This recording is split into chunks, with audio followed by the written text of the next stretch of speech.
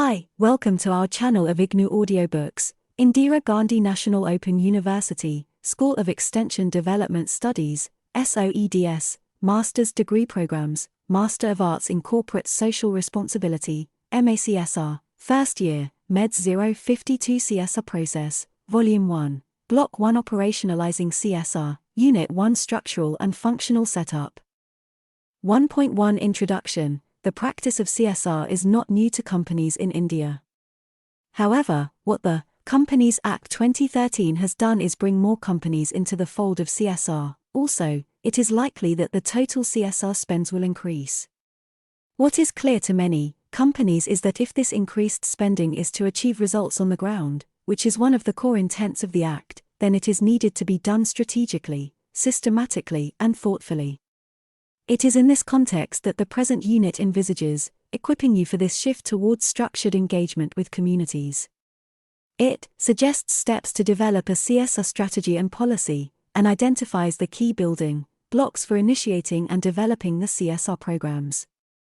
It takes the CSR practitioner through some of the key choices that may be required to be made, while pursuing CSR objectives and help develop internal capabilities in an organization that is socially sensitive and responsible. A major part of the unit focuses on the what and how of strategizing, planning, executing, and monitoring the CSR activities of companies. After studying this unit, you will be able to explain the policy formulation of CSR and organizational setup, discuss the formation of CSR Committee of the Board of Directors, its roles and responsibilities, identify the thematic areas, describe strategic project management, 1.2 policy formulation and organizational setup. Once a company is covered under the ambit of the CSR, it is required to comply with the provisions of the CSR. The companies covered under subsection 1 of Section 135 are required to do the following activities: Figure 1.1 and Box 1, Figure 1.1, Responsibilities of the CSR Committee. 1. Constitute a CSR Committee. 2. Formulate a CSR policy. 3. Spend at least 2% of the average net profits of last 3 years on CSR activities. 4. Disclose the composition of CSR Committee and CSR policy and its implementation in Board's report. Box 1. List of responsibilities of the CSR Committee. 1. As provided under Section 135. 1. Companies are required to constitute a Corporate Social Responsibility Committee of the Board hereinafter CSR Committee. The CSR Committee shall comprise of 3 or more directors, out of which at least 1 director shall be an independent director. 2. All such companies should formulate CSR policy. 3. All such companies shall spend, in every financial year, at least 2% of the average net profits of the company made during the 3 immediately preceding financial years, in pursuance of its corporate social responsibility policy.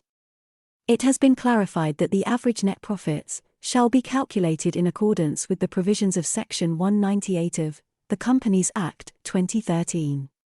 Also, provision to the Rule 3.1 of the CSR rules that the net worth, turnover or net profit of a foreign company of the Act shall be computed in accordance with the balance sheet and profit and loss account of such company prepared in accordance with the provisions of Clause A of subsection 1 of Section 381 and Section 198 of the Companies Act 2013. 4. The Board's report shall disclose the compositions of the CSR Committee. 1.2.1 The objectives of CSR policy. CSR policy of a company is laid down with the following objectives: establishing a guideline for compliance with the provisions of regulations, to dedicate the recommended percentage of companies' profits for social projects, ensuring the implementation of CSR initiatives in letter and spirit through appropriate procedures and reporting. Creating opportunities for employees to participate in socially responsible initiatives. Many PSUs and conglomerates do have written policies being government undertakings, whereas private companies of repute like Tata Steel, Reliance, Ambuja, Aditya Birla also have developed detailed CSR policies.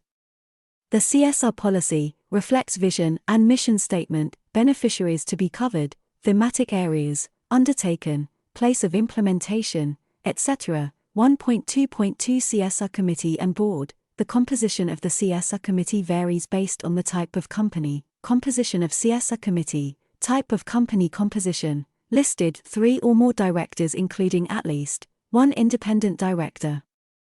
Unlisted and private 3 or more directors, an independent director is mandatory, private 2 directors, foreign at least 2 persons, one of which must be company's representative in India. Clause 135 of the Act lays down the guidelines to be followed by companies while developing their CSR programs. The CSR committee remains responsible for preparing a detailed plan on CSR activities, including the expenditure, the type of activities, roles and responsibilities of various stakeholders and a monitoring mechanism for such activities. Figure 1.2, Role of the Board and the CSR Committee. The CSR Committee can also ensure that all the kinds of income accrued to the company by way of CSR activities should be credited back to the community or CSR corpus. The Act requires that the board of the company shall, after taking into account the recommendations made by the CSR Committee, approve the CSR policy of the company and disclose its contents in their report, and also net worth 500 crores INR, turnover greater than 1,000 crores INR, net profit 5 crores INR. Role of the board: form a CSR committee, approve CSR policy, ensure implementation of activities under CSR, ensure 2% spend, disclose reasons for not spending the amount, if applicable. Role of the CSR committee: 3 or more directors including at least 1 independent director, formulate and recommend a CSR policy to the board, recommend activities and the amount of expenditure to be incurred, monitor the CSR policy and projects from time to time. The CSR committee can also ensure that all the kinds of income accrued to the company by way of CSR activities should be credited back to the community or CSR corpus. The Act requires that the board of the company shall, after taking into account the recommendations made by the CSR committee, approve the CSR policy of the company and disclose its contents in their report, and also publish the details on the company's official website, if any, in such manner as may be prescribed.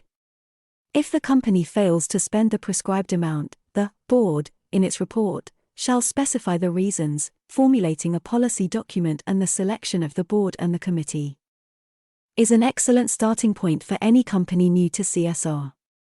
In case a company already practices CSR, this committee should be set up at the earliest so that it can guide the alignment of the company's activities with the requirements of the Act. For effective implementation, the CSR committee must also oversee the systematic development of a set of processes and guidelines for CSR to deliver its proposed value to the company, including processes such as developing CSR strategy and operationalizing the institutional mechanism. Repetitive processes such as the annual CSR policy, due diligence of the implementation partners, project development, project approval, contracting, budgeting and payments, monitoring, impact measurement and reporting and communication. A set of such enabling processes, their interrelationships, and the sequence in which they need to be developed have been identified in Figure 1.3.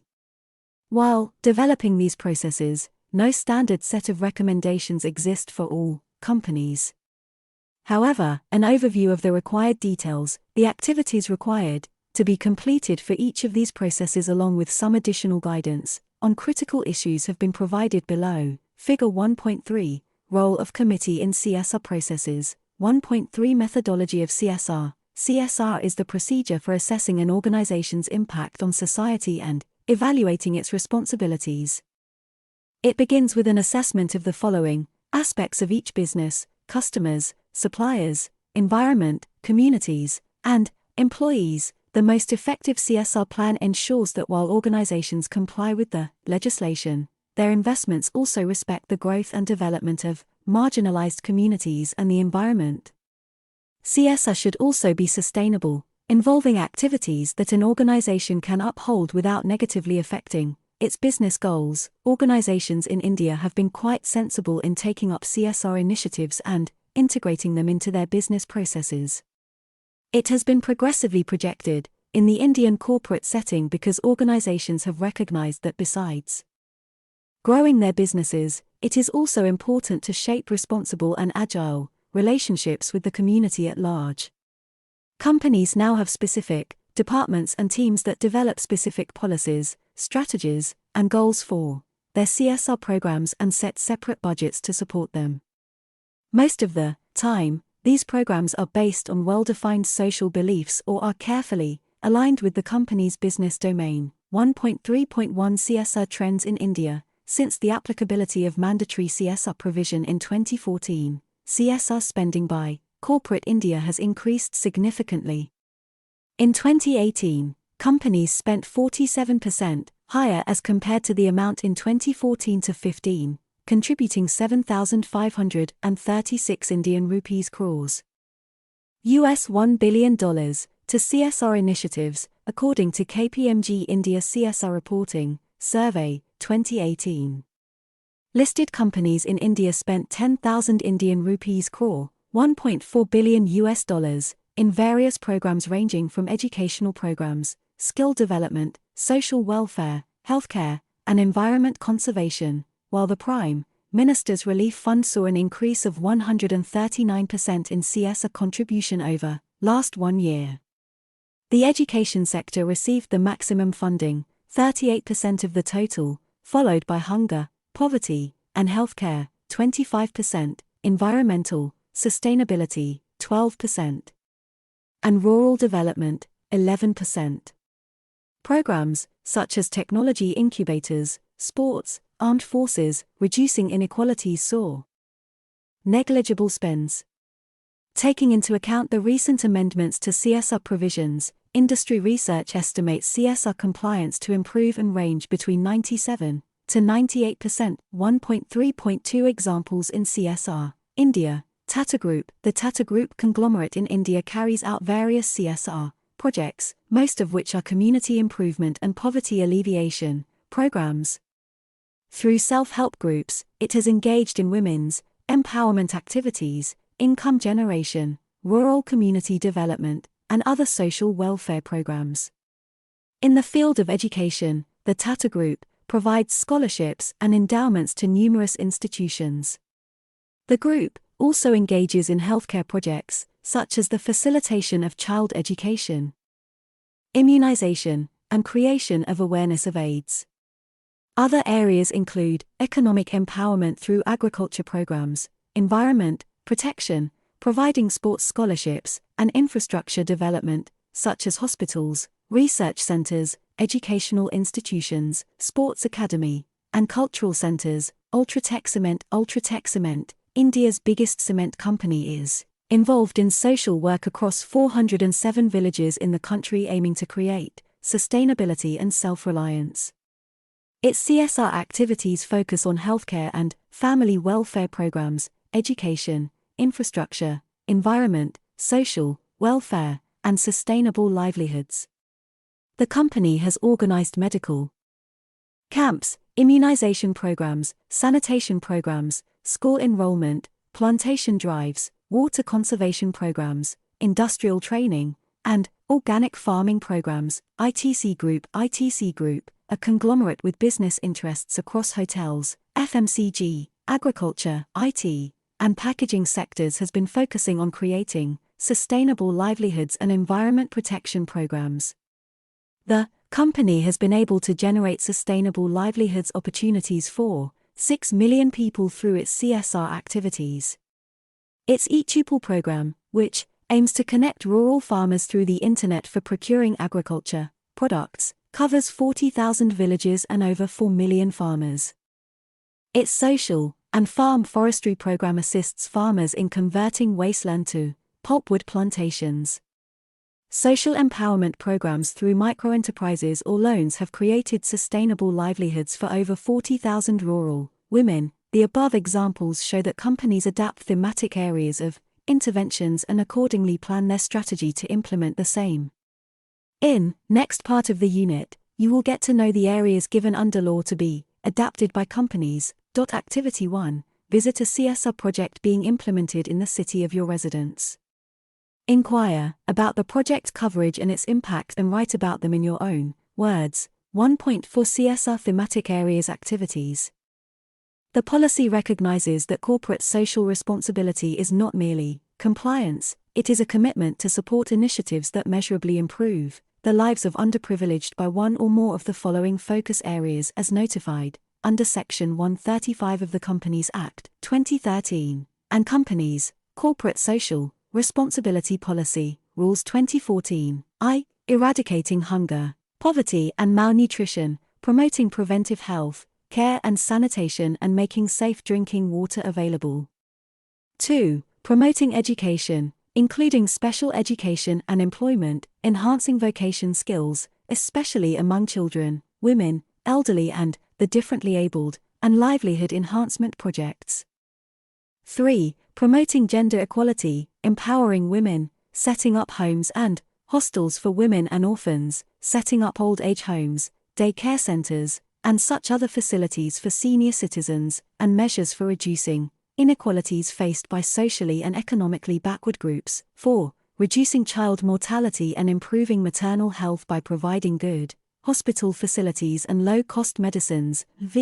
Providing hospital and dispensary facilities with more focus on clean and good sanitation so as to combat human immunodeficiency virus, acquired immune deficiency syndrome, malaria, and other diseases. 6. Ensuring environmental sustainability, ecological balance, protection of flora and fauna, animal welfare, agroforestry, conservation of natural resources, and maintaining quality of soil, air and water. 7. Employment enhancing vocational skills. 8. Protection of national heritage, art and culture including restoration of buildings and sites of historical importance and works of art, setting up public libraries. 9. Promotion and development of traditional arts and handicrafts.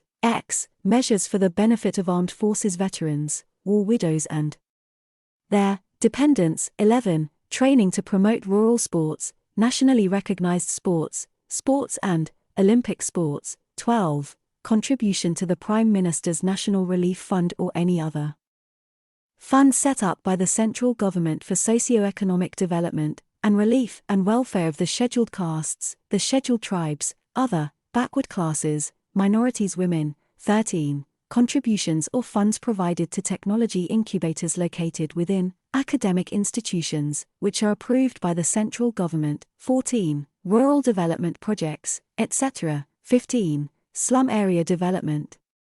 Explanation: for the purposes of this item, the term slum area shall mean any area declared as such by the central government or any state government or any other competent authority, under any law for the time being in force. Figure 1.4.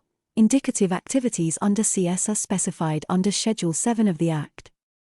Figure 1.5. CSR activities at NTPC. The above list is illustrative, not exhaustive. All activities under the CSR domain should be environment-friendly and socially acceptable to the local people and society. Figure 1.5. Activities at NTPC under CSR. Contribution towards the Chief Minister's Relief Fund shall be a part of CSR activities over and above 2% of net profit other than the activities mentioned above. Further, the Ministry of Corporate Affairs vide notification dated the 24th of October, 2014 increased the scope of contribution made towards corporate social responsibility activities, namely, contribution to the Swachh Bharat Kosher set up by the central government for the promotion of sanitation and contribution to the Clean Ganga Fund set up by the central government for rejuvenation of the river Ganga. 1.5 CSR, strategic planning. For effective implementation, the CSR Committee must also oversee systematic development of a set of processes and guidelines for CSR to deliver its proposed value to the company, as discussed in Section 1.2.2. Now this section discusses an identified set of enabling processes, their interrelationships and the sequence in which they need to be developed as shown in Figure 1.3. While developing these processes, no standard set of recommendations exist for all companies. Following are suggested steps involved in strategic planning while developing the program. 1.5.1 Steps in strategic planning in CSR. Each step is described generally under 3 major heads. The first head deals with the purpose of that step. The second head deals with the process, which covers the objectives of that step, the owners of that particular step, the inputs required and the outputs generated as a result of fulfillment of that step. The third head describes the various activities that will form a part of that particular step. Step I. Developing a CSR strategy and policy. A. Purpose. CSR strategy refers to what the company expects to achieve in the next 3 to 5 years and incorporates the vision, mission, and goals on a broader level. It also outlines how it plans to achieve these in terms of organization and approach. B. Framework. An effective CSR strategy should articulate its I. Target group, 2. Area of operation, 3. Sectors or issues it wishes to address, C. Process, objective. Developing the CSR strategy and policy. Process owners. The CSR committee is the owner of the process. Inputs, guidance from the board, requirements of the Companies Act, business strategy and plan of corporate. The involvement of the supply chain are needed, both national and other. Interests of the company would be included in development priorities. Outputs, the CSR policy document, identification of sectors and issues, and actual benefit of people are the output. D. Activities. The first part of activities would be reviewing the past and monitoring the current CSR activities to match Schedule 7 of the Companies Act, 2013. Second part will define the company's activities under CSR strategies for next 3 to 5 years. E. Vision and mission. The CSR thrust is on community development. A. CSR vision statement is a vivid, compelling description of its future CSR position. I. Sectors and issues. CSR covers a broad spectrum of issues that must be taken into account in business conduct. This includes working conditions, human rights, and the environment, preventing corruption, corporate governance, gender equality, occupational integration, consumer interests and taxes. 2. Area of operation. States and districts. Underperforming states not a priority for CSR fund. Policy anomaly tilts CSR scales in favor of states. 3. Beneficiaries. The target beneficiaries have every right to know if there is any social auditing and certification process in place for the money taken out in their name by the corporate world to check the impact of CSR. 4. KPIs, Key Performance Indicators. Global Reporting Initiatives, GRI, reporting guidelines, specifically its performance indicators, can be used to help a company create ethical corporate social responsibility, CSR, strategies and to also help stakeholder groups evaluate how much of a company's CSR initiative truly means the stakeholder definition of CSR and how much is merely philanthropy or marketing. V. Determining the implementation mechanism. I. Grant-making or direct implementation. 2. Institutional mechanism. In-house department, corporate foundation, partnerships with other NGOs.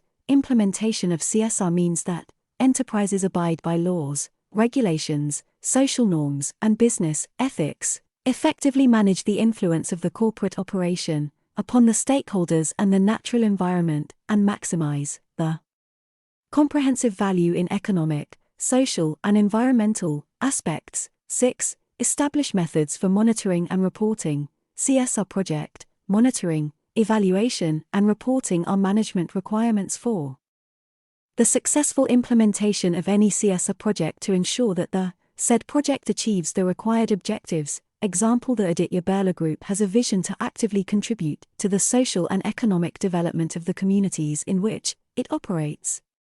In doing so, build a better, sustainable way of life for the weaker sections of society and raise the country's Human Development Index. Aditya Birla CSR achievements: runs 5,000 medical camps and 20 hospitals, immunized 70 million children against polio, operates 56 schools for 46,500 school children, skill training for 95,000 people, midday meal every day for 63,000 children in 268 schools, provides solar lamps for 450,000 school children. Step 2. The institutional mechanism. A. Purpose. In order for a corporate to gain the greatest leverage and a strategic advantage through the investment of intellectual and financial resources, they are required to select their implementation mechanism.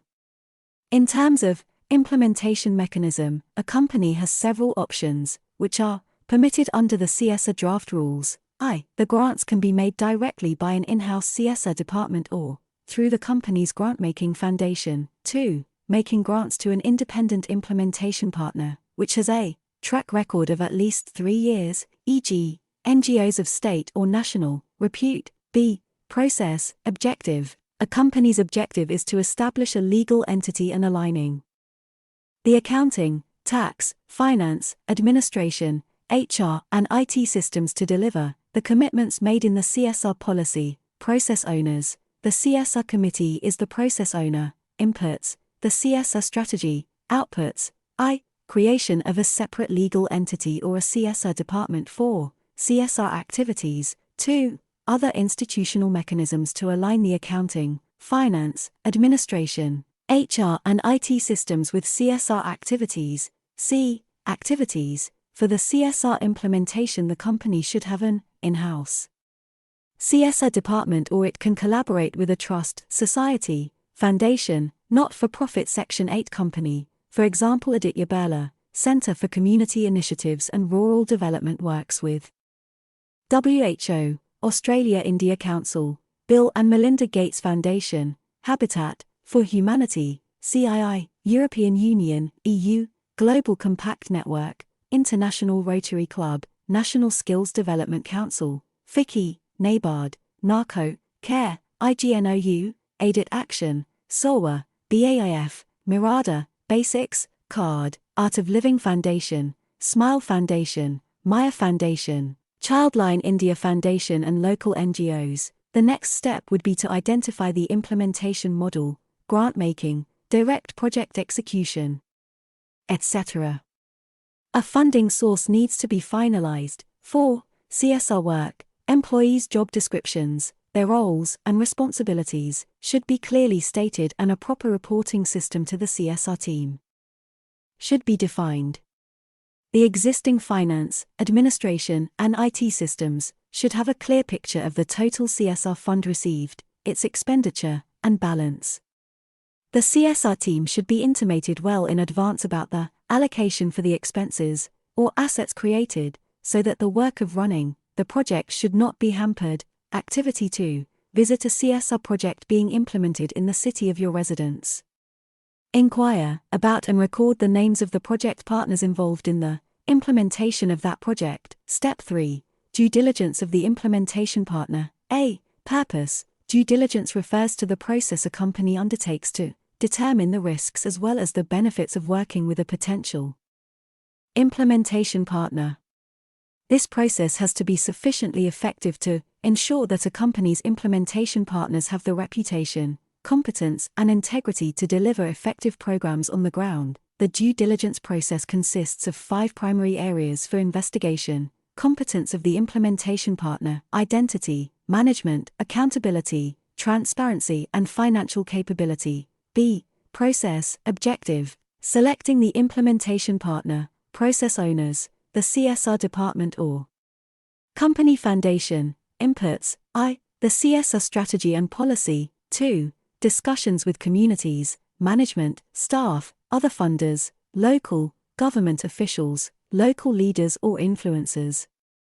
Auditors studying the books of accounts and the auditor's report. Outputs. A due diligence report. C. Activities. Establishing a due diligence criteria to evaluate the implementation, permits and licenses, systems, processes, public image, management, team strength, track record, financial capacity, competence level, presence in desired geography, compatibility with company CSR policy.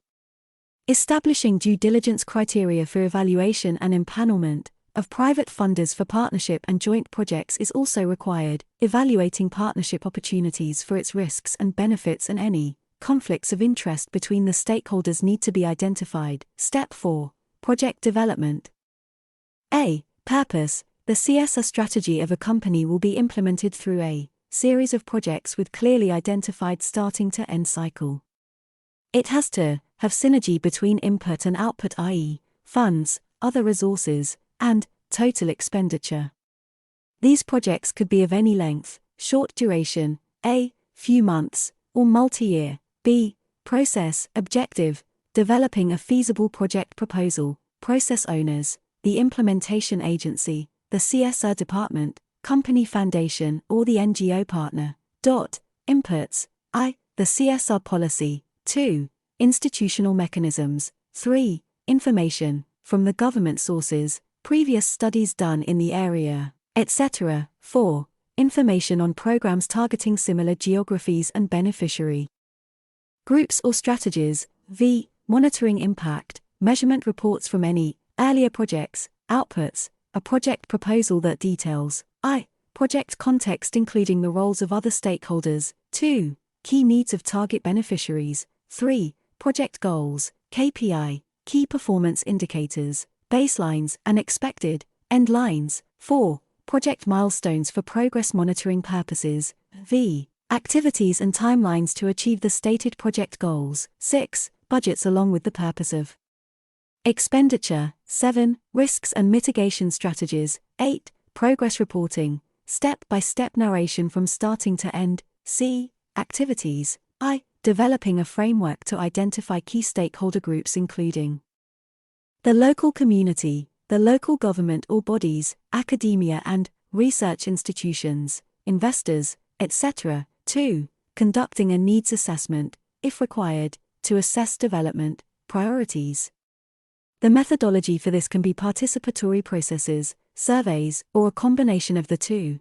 3. Studying and adopting good practices to address similar challenges, based on prior experiences or lessons available from other practitioners, and develop the approach. 4. Detailing the project, objectives, beneficiaries, and impact on the beneficiaries, assumptions, expected outputs and outcomes, detailed activities, potential to influence public policy and practice. V. Identifying indicators of success with the means of verification and establish baseline for each.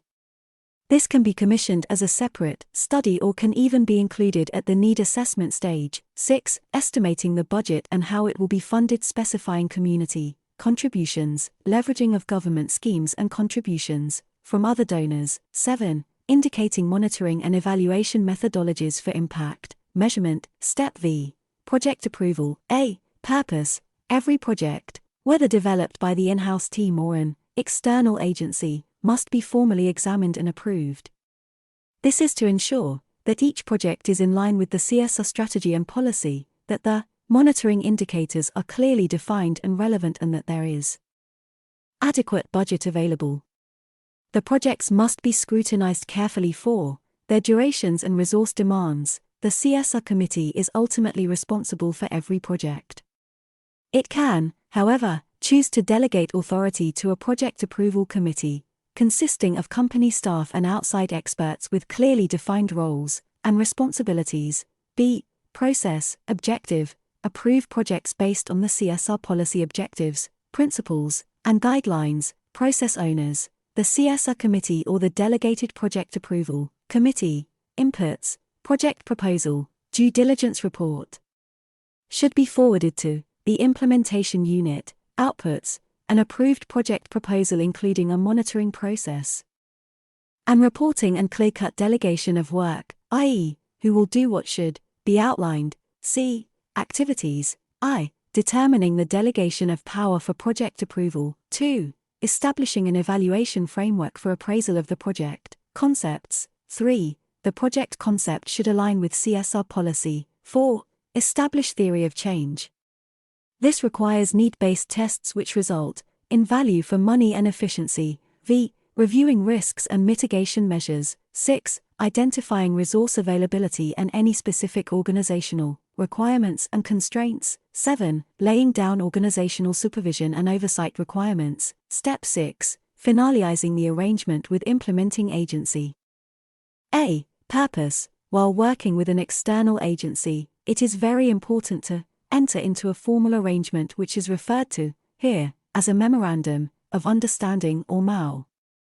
It defines the roles, responsibilities, deliverables, commitments and consequences in case of any breach.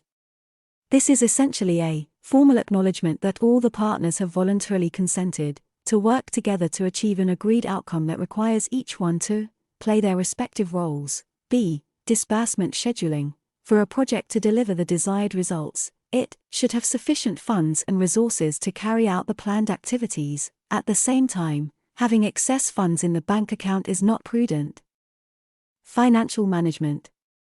Thus, the scheduling of disbursements is important, both for the company, to plan its cash flows from the CSR budget, and the implementing agency, and hence needs to be detailed in the MOU. A good practice suggests that the scheduling of disbursements should be linked with the activities planned for each period. This can be a quarter, 6 months, or a year depending upon the administrative convenience and budget sizes.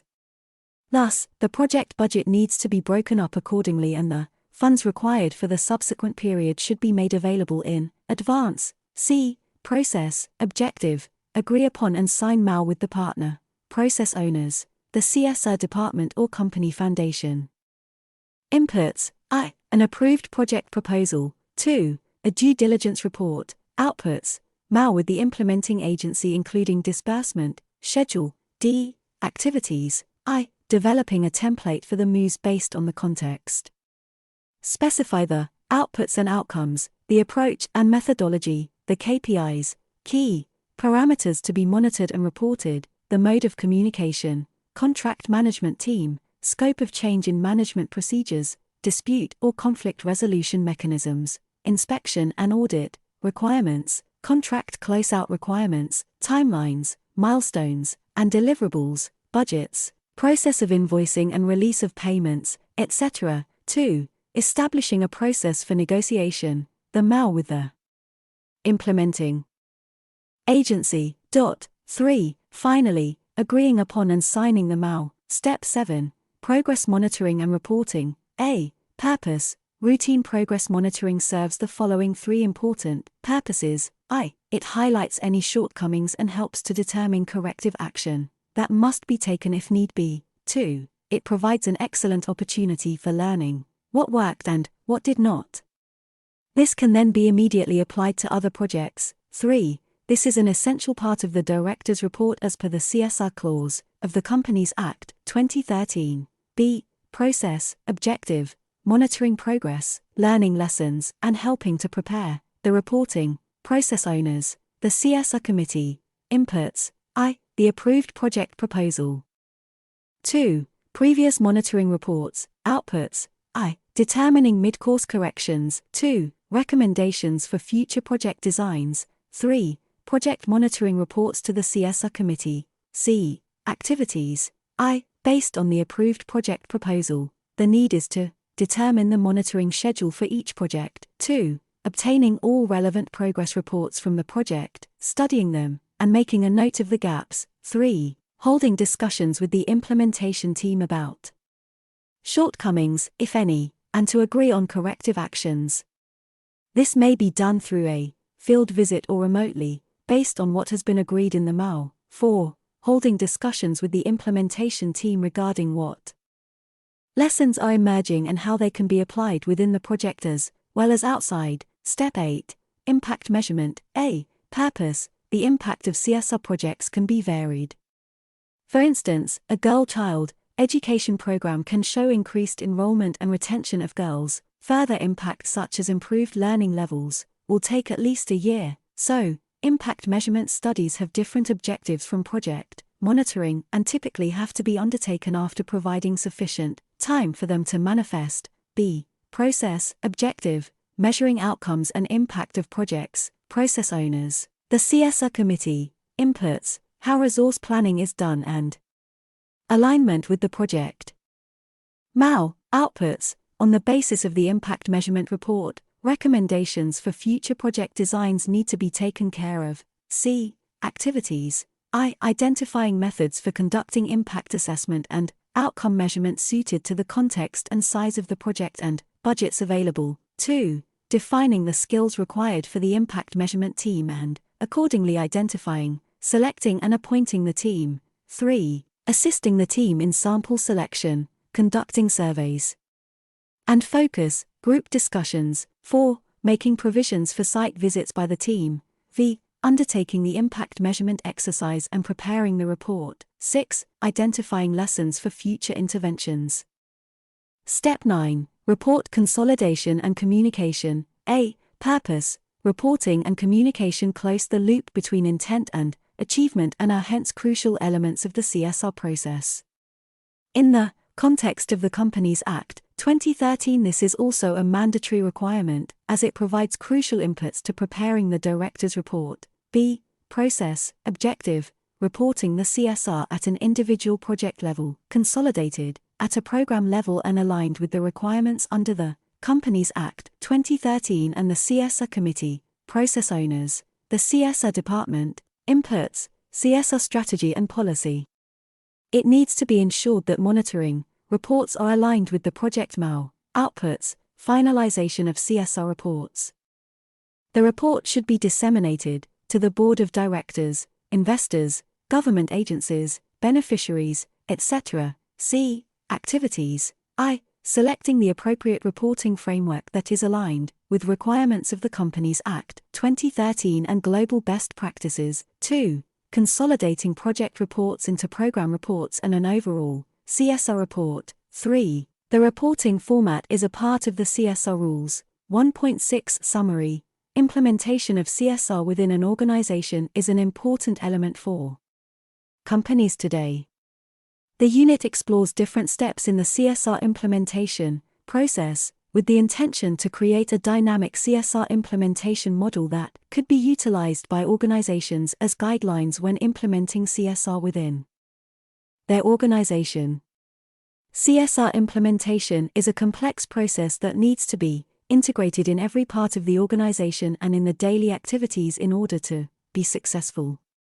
CSR implementation process should also be seen as an ongoing and never-ending process, rather than a strategy implementation with an evident beginning and ending. Thank you. Subscribe to our channel for more updates, and we will see you with the next chapter.